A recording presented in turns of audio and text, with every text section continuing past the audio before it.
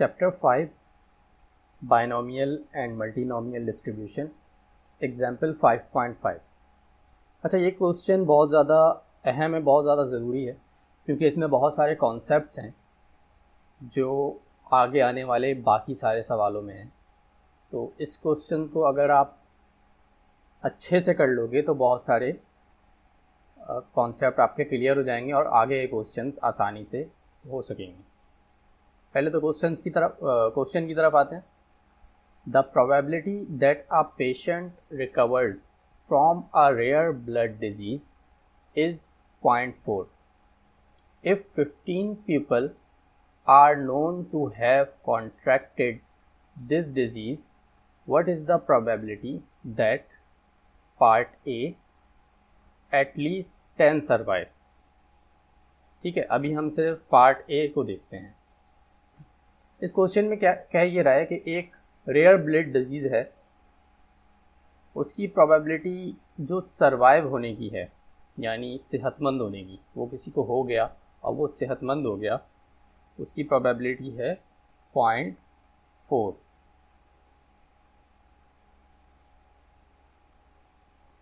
ठीक है, 0.4 प्रोबेबिलिटी है कि वो सरवाइव कर जाएगा। अगर वो रेयर ब्लड डिजीज़ 15 लोगों को हुआ है, 15 पीपल्स को वो ब्लड डिजीज़ हुआ है, तो इस बात की क्या प्रोबेबिलिटी है कि उसमें से एटलीस्ट 10 सर्वाइव। कम से कम, एटलीस्ट का मतलब कम से कम 10 यहाँ सर्वाइव कर जाएंगे। ठीक, अच्छा, अब एटलीस्ट का कॉन्सेप्ट थोड़ा सा यहाँ समझ लेते हैं हम गौर से।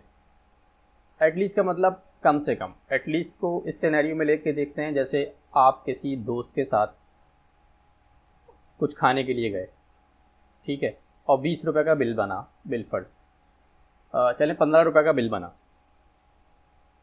ठीक, और अब आपका दोस्त कंजूस है, वो पैसे नहीं दे रहा, तो आप उससे कहते हो यार कम से कम 10 रुपये तो दो। तो आपका मतलब यहाँ पे ये है कि तुम चाहो तो पूरे 15 रुपये भी दे सकते हो, लेकिन कम से कम 10 रुपये तो दो। ठीक, खैर दोस्त तो ऐसे होते हैं वो आपको 1 रुपया भी नहीं देगा, लेकिन ये सिर्फ समझाने के लिए था। अच्छा, इस क्वेश्चन में क्या कह रहा है कि कम से कम 10 सर्वाइव कर जाएं, 10 सेहतमंद हो जाएं, और ज़्यादा से ज़्यादा कितने हो सकते हैं, 15 भी पूरे सेहतमंद हो सकते हैं। तो हमारा जो n हो गया वो क्या हो गया, टोटल नंबर ऑफ पेशेंट्स कितने हैं हमारे पास, 15, तो n 15 हो गया। ठीक है, यहाँ पर x रेंज में है, लेकिन क्योंकि ये डिस्क्रीट प्रोबेबिलिटी है तो इस वजह से रेंज जो है वो अगर 10 है, बिल्कुल 10 से स्टार्ट हो रही है तो 15 है, तो 10 के बाद अगला नंबर 11 आएगा। ठीक है, क्योंकि या तो 10 पेशेंट्स हो सकते हैं या 11 पेशेंट हो सकते हैं, 10.5 नहीं हो सकते। ठीक है, आधा पेशेंट क्या चीज़ होती है। तो ये डिस्क्रीट प्रोबेबिलिटी है, इस वजह से आपकी जो रेंज होगी वो 10 से 15 है तो 10 होगी, 11, 12, 13, 14, 15 होल नंबर्स में होगी। ठीक, पहली बात तो ये, पहली बात एटलीस्ट का आपको याद रखना है। दूसरा ये कि एक्स की जो रेंज है वो होल नंबर्स में होगी, क्योंकि ये सारी प्रोबेबिलिटी जो चैप्टर 5 में है वो डिस्क्रीट प्रोबेबिलिटी है।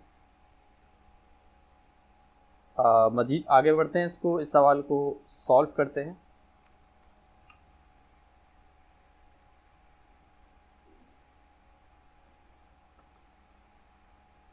अच्छा, हमने लिखा n15, p क्या है, सक्सेस। सक्सेस क्या है, सवाल में पूछा गया है क्या, कितने लोग सेहतमंद होंगे, सरवाइव का मतलब कितने लोग सेहतमंद हो जाएंगे, और सवाल में जो हमें गिवन है that a patient recovers from a rare blood disease is 0.4, यानी कि जो लोग सेहतमंद हो जाते हैं उसकी प्रोबेबिलिटी 0.4 है। तो हमारा p क्या होगा, p हमारा हमेशा वो होता है जो सवाल में पूछा जाता है। सवाल में हमें सरवाइव पूछा हुआ है और सरवाइव की प्रोबेबिलिटी 0.4 है, तो हमने p लिखा 0.4। और Q किस तरह निकालते हैं, बहुत सिंपल है, 1 माइनस पी कर दोगे आप तो Q आ जाएगा। तो 0.4 माइनस 1 कर दिया हमने तो 0.6। ठीक, अब इस सवाल को सॉल्व करना है पार्ट ए को। पार्ट ए को हम सॉल्व कर रहे हैं। पार्ट ए में हमसे क्या कहा गया है कि x जो है वो ग्रेटर देन और इक्वल टू 10 है। ठीक है, कम से कम 10 और ज़्यादा से ज़्यादा 10 से ज़्यादा भी सेहतमंद हो सकते हैं। लेकिन हमारे पास टोटल 15 पेशेंट है तो 10 से ज़्यादा कितने होंगे, 10 ही होंगे, या तो पूरे 15 के 15 पेशेंट सेहतयाब हो जाएंगे। तो अब जब हम इसको निकालेंगे तो हमें पता है कि अगर हम प्रोबेबिलिटी पूरी 1 से लेके 15 तक निकालेंगे तो आंसर आएगा 1। ठीक, और हमें चाहिए 10 से लेके 15 के दरमियान।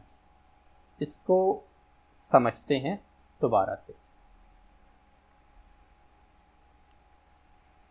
ठीक है, बिलफर्ज ये एक लाइन है। ठीक, और यहाँ पर इसके 1 है, यहाँ पर इसके कहीं 10 है और यहाँ पर 15 है। ठीक है, और ये पूरा किसके बराबर है, ये 1 के बराबर है।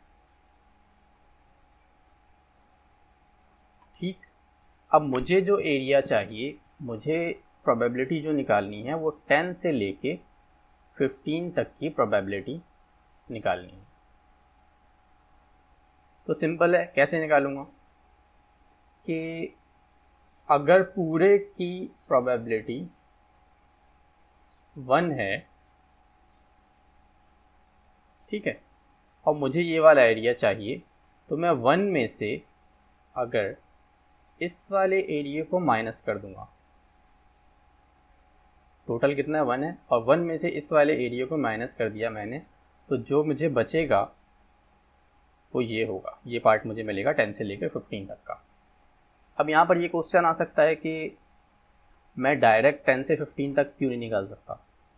क्वेश्चन डायरेक्ट मैं अगर x की वैल्यू 10 से लेके चलूँ 15 तक तो क्या आंसर गलत आएगा? हाँ बिल्कुल सही, आंसर गलत आएगा।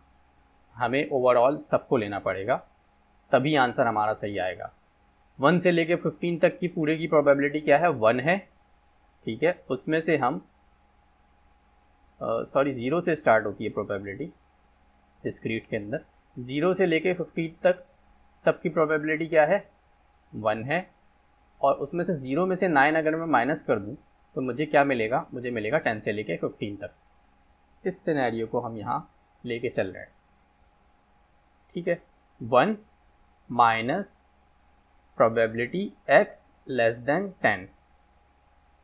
ठीक, लेस देन में यानी 10 से कम, 10 से कम, तो उसमें 10 इंक्लूड नहीं है, यानी 0 से लेकर 9 तक। ठीक है, तो 1 माइनस x 0 से 9 और बाइनोमियल का b x 15 और 0.4। अब अगर मैं 0 से लेके 9 तक चलता हूँ तो कितनी टर्म्स आएंगी मेरे पास, टोटल 10 टर्म्स आएंगी। एक टर्म 0 की, x इक्वल टू 0 की, दूसरी टर्म x इक्वल टू 1 की, तीसरी टर्म x इक्वल टू 2 की, चौथी टर्म x इक्वल टू 3 की, एंड सो ऑन।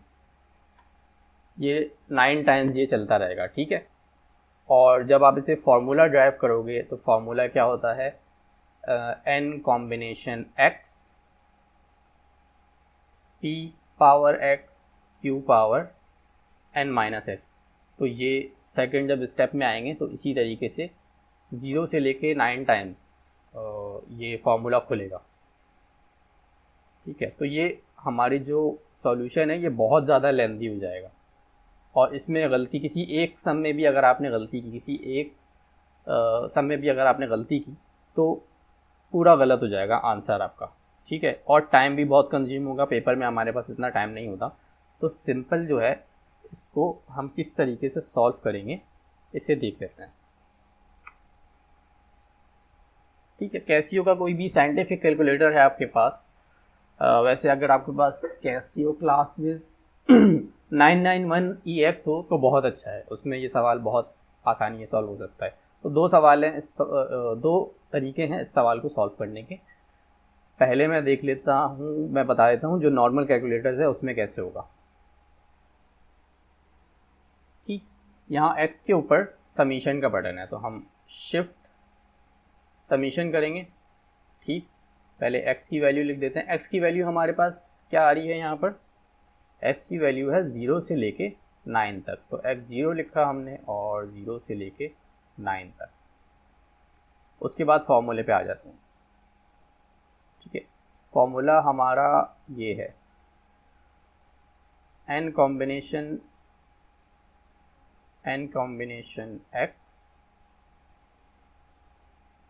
0.6 यानी p power x q power n minus x। अच्छा, x हर दफ़ा चेंज होगा, तो हमारे पास x यहाँ कहाँ पर है, x हमारे पास है यहाँ 0 की जगह पर। ठीक है, यहाँ 0 की जगह पर और यहाँ 15 माइनस 0 की जगह पर। तो इन तमाम जगहों पे हम 0 रखने के बजाय x रखेंगे, क्योंकि शुरू में समीशन लगा है तो वो खुद सम कर देगा सबको। इसे करके देखते हैं। तो हमारे पास आया 15 कॉम्बिनेशन x, उसके बाद p पावर x, p की power p power x, sorry यहाँ गलत लिखा है, p 0.4 है, यहाँ 0.6 लिखा है, 0.4 power x q power n minus x. q क्या है 0.6 पावर n माइनस एक्स। आप इसे सम कर दोगे, आपके पास आंसर आ गया 0.966।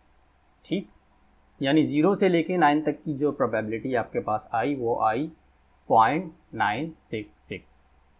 उसे आप 1 में से माइनस कर दोगे, 1 माइनस आंसर, तो आपके पास आंसर आ गया 0.0338। ठीक, अच्छा, प्रोबेबिलिटी में जो बुक के अंदर जितने भी सॉल्यूशंस है उसके अंदर शुरू के 4 डिजिट्स लेते हैं वो पॉइंट के बाद, तो इस वजह से आप 4 डिजिट्स लिख दो तो ओके है। लेकिन अगर आपके पास कैलकुलेटर क्लासविज का 991EX है तो उसमें इस चीज़ को सॉल्व करने का एक बहुत ही आसान तरीका है, वो देख लेते हैं कि किस तरीके से सॉल्व होगा, और बाकी के सारे क्वेश्चन हम इसी तरीके से सॉल्व करेंगे। ठीक, आपको क्या करना है, शिफ्ट प्रेस करना है और मेन्यू में जाना है। सॉरी आप मेन्यू में जाओगे, सिंपल मेन्यू में जाओगे, उसके बाद ये 7th नंबर पे जो है वो है स्टैट्स। ठीक, सॉरी 7 नंबर पर डिस्ट्रीब्यूशन है, आप 7 प्रेस कर दोगे। अब यहाँ पर नॉर्मल प्रोबेबिलिटी डिस्ट्रीब्यूशन है। ठीक है, मुझे चाहिए बायनोमियल। अब बायनोमियल में 2 हैं।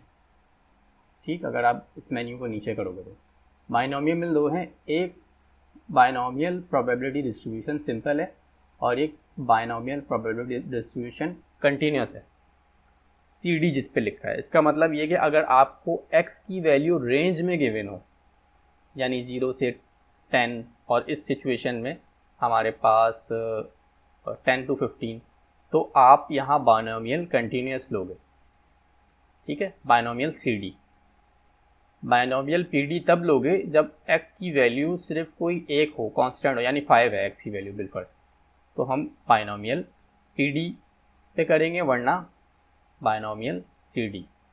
ठीक है, यहाँ 1 प्रेस करते हैं, इसको देख लेते हैं हम। सेकंड, यहाँ वेरिएबल पे चले जाएंगे। एक्स की वैल्यू क्या है हमारे पास, एक्स की वैल्यू 9 है। यहाँ सिर्फ मैक्सिमम वैल्यू लिखेंगे, 0 से ये खुद ही लेता है, तो हमारे पास 0 से 9 है तो 9 लिखेंगे, 9 लिखा। एन हमारे पास 15 है, एन 15, और पी है 0.4, इक्वल टू प्रेस कर देंगे, हमारे पास वही आ गया 0 से 9 तक जो था हमारे पास 0.966। ठीक, सिंपल, इसको आप 1 से माइनस कर दोगे वापस जाकर, तो आपके पास ये आंसर आ जाएगा। तो ये बहुत ही आसान तरीका है इस क्वेश्चन को सॉल्व करने का, और हम बाकी के सारे क्वेश्चन भी इसी कैलकुलेटर से, इसी मेथड के थ्रू सॉल्व करेंगे।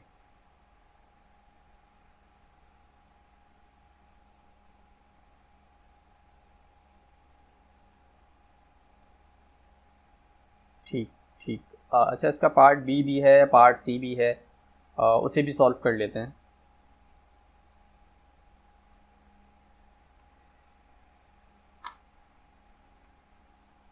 अब पार्ट बी में ये क्या कह रहा है कि फ्रॉम 3 to 8 सर्वाइव, यानी 3 से लेके 8 तक सर्वाइव कर जाएं। ठीक है, इस बात की क्या प्रोबेबिलिटी है, तो इसमें भी ये हमसे सर्वाइवल ही पूछ रहा है, यानी सेहतमंद होने की वो पूछ रहा है। तो हम क्या करेंगे कि इस टाइम इस क्वेश्चन में भी हमारा जो P है वो 0.4 ही होगा। ठीक है, पार्ट बी में देख लेते हैं।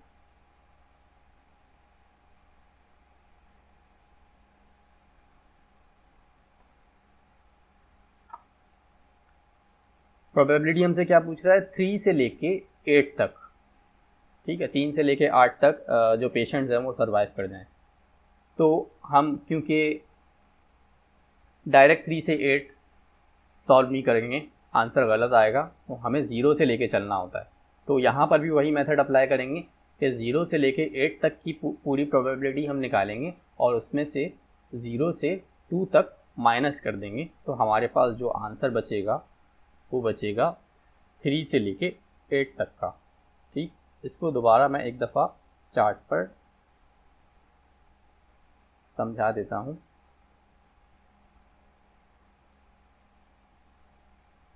ठीक, ये 0 है और ये है 8 तक। ये हमने पूरी प्रोबेबिलिटी निकाल ली 0 से लेके 8 तक, और यहाँ पर है बिल्कुल 3। तो अगर मैं 0 से लेकर 8 तक निकालने के बाद 0 से 2 तक माइनस कर दूं, तो मेरे पास क्या बचेगा, 3 से लेके 8 तक। ये सिनेरियो हम लेते हुए चलेंगे। तो प्रोबेबिलिटी हमारे पास है 0 से 8 x 15.4। ये जो लिखने का तरीका है, फर्स्ट स्टेप आपको इसी तरीके से करना पड़ेगा, डायरेक्ट नहीं कर सकते, वरना देखने में बहुत अजीब सा लगेगा और टीचर समझेगा शायद आपने कहीं से छाप के लिखा है, तो इस वजह से इसे इस तरीके से करना पड़ेगा। ठीक, सेकंड जो इसका स्टेप है उसमें आप लिखोगे b करके, फिर x की वैल्यू लिखोगे, n की वैल्यू लिखोगे, p की वैल्यू लिखोगे। ठीक है, और क्योंकि इसमें 8 टर्म है, 8 टर्म आप नहीं लिख सकते, तो डॉट डॉट करके आप लास्ट टर्म लिख दोगे बस। बीच में फॉर्मूले का माइनस आ गया। ठीक, फिर आप 0 से लेकर 2 तक को लिखोगे, तो आपके पास यहाँ 3 टर्म है टोटल, 0 1 2। तो आप पहली टर्म लिखोगे जिसमें x की वैल्यू 0 है, और दूसरी टर्म लिख दोगे। ठीक, इसी तरीके से आप क्या करोगे कि इस फॉर्मूले को भी, ये जो ऊपर वाला फॉर्मूला ये रहा, इसको आप खोल दोगे 2 टर्म में, शो कर दोगे सिर्फ खोल के, और उसके बाद माइनस के बाद जो ये टर्म है इसको भी फॉर्मूले खोल के आप वैल्यूज पुट करके यहाँ पे आप शो कर दोगे। ठीक, उसके बाद आपने क्या करना है, उसके बाद आपने कैलकुलेटर खोल लेना है। ये सिर्फ हमने स्टेप्स शो किए हैं कि किस तरीके से सॉल्व हो रहा है ये सवाल। उसके बाद हमें प्रोबेबिलिटी निकालनी है 0 से लेके 8 तक की।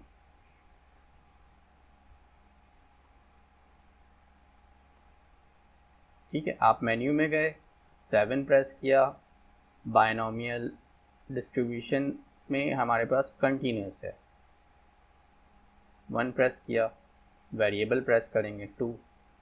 उसके बाद s की वैल्यू हमारे पास है यहाँ पर 0 से 8, तो मैक्सिमम वैल्यू लिखेंगे, 8 लिखा। n 15 है और p 0.4 है। हमारे पास आंसर आया 9049, वो हमने लिख दिया यहाँ। ठीक, अब दोबारा हम यहाँ आए, अब हमें x चाहिए 0 से लेकर 2 तक, तो मैक्सिमम वैल्यू सिर्फ लिखेंगे। हमने लिखा 2, n 15 है और p 0.4 इक्वल टू प्रेस किया, हमारे पास आया 0.0271, वो हमने लिख दिया यहाँ। ठीक, फिर इन दोनों को माइनस करोगे आप तो आंसर आपके पास आ जाएगा 0.877। ये बहुत आसान तरीका है, वरना अगर आप दूसरे मेथड से सॉल्व करोगे तो 0 से लेके 8 तक हर टर्म को प्लस करना पड़ेगा। एक टर्म में भी आपके प्लस में गलती आई तो आपका आंसर गलत हो जाएगा। इस का क्वेश्चन सी देख लेते हैं, सी पार्ट।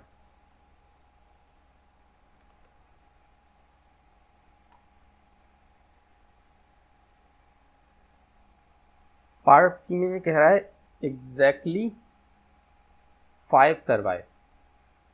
एग्जैक्टली का जब वर्ड आएगा तो मतलब x की वैल्यू कांस्टेंट हो गई, x की वैल्यू हो गई 5, यानी 5 पेशेंट्स 15 में से एग्जैक्टली 5 सर्वाइव करेंगे, 5 सेहतमंद होंगे, बाकी के 10, बाकी के 10 नहीं होंगे।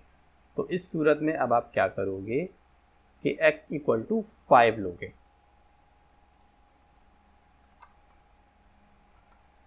ठीक, तो सी पार्ट में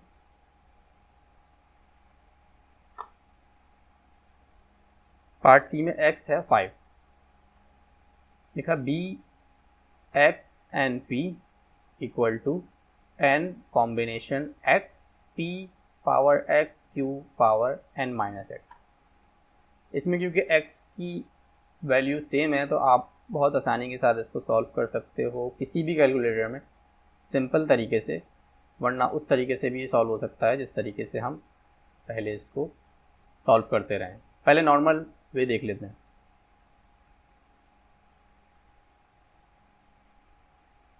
फिफ्टीन कॉम्बिनेशन 5.4 पावर 5 सॉरी 0.1 हो गया,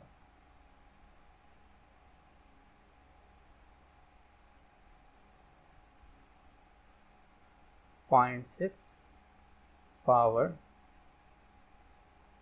15 माइनस 5।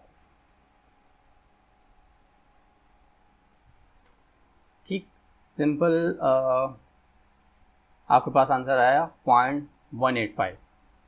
लेकिन अगर मुझे उस ऑप्शन से करना हो तो हम किस तरीके से करेंगे?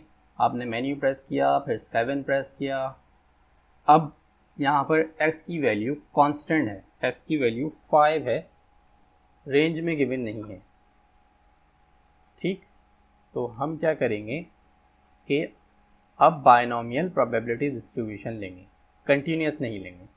हमने 4 प्रेस किया, वेरिएबल में गए, x की वैल्यू हमारे पास 5 है, n की वैल्यू 15 और p की वैल्यू 0.4।